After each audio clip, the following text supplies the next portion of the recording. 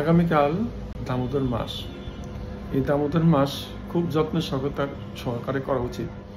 ভগবান শ্রীকৃষ্ণ তিনি সত্যযুগ থেকে আমাদেরকে হিরণ্যকশিপু, ভগবান রামচন্দ্র, সেই রাবণ, কুম্ভকর্ণ, তারপরে ভগবান শ্রীকৃষ্ণ ছোটকাল থেকে পুতনা, কত ওষুধদেরকে তিনি নিয়ন্ত্রণ করেছেন, কংস, জরাসন্ধ।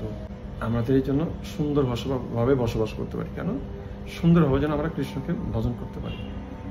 ভগবান বলছে না, আমি যুগে যুগে অবতীর্ণ হই কি কারণে? দুষ্কৃতদের বিনাশ আর সাধুদেরকে রক্ষা। তো এইভাবে ভগবান আমাদেরকে এত সুরক্ষা যদি করতে পারে, তাহলে আমরা কেন এই দামোদর মাস, এই এক মাস ভগবানকে প্রসাদ নিবেদন করে খাবো না? এই জন্য অবশ্যই খাওয়া উচিত প্রসাদ, এবং বেশি সংখ্যা করে জপ করা উচিত, আর বেশি বেশি করে প্রচার করা উচিত। সবাইকে দীপদান করা উচিত।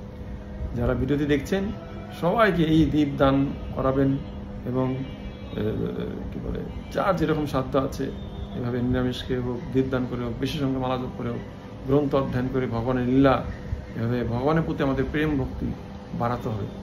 আপনি এক পা আগাবেন, ভগবান আপনাকে 10 হাত দিয়ে আপনাকে কি করবেন? টেনে নেবেন, বৃন্দাবন গোলক বৃন্দাবন আপনাকে নিয়ে যাবে। হরি বল। এই জন্য মা যশোদা এই মাসে মা যশোদা কৃষ্ণকে বেঁধেছিলেন। এই মাস পালন করার মাধ্যমে আমাদেরকেও আমরাও কৃষ্ণকে বাঁধতে পারবো বা কৃপা লাভ করতে পারবো, কৃষ্ণের ধামে আমরা চলে যাওয়ার যোগ্যতা অর্জন করবো। হরে কৃষ্ণ। সবাই এভাবে পালন করুন আর উদ্ধার হয়ে যান। হরে কৃষ্ণ।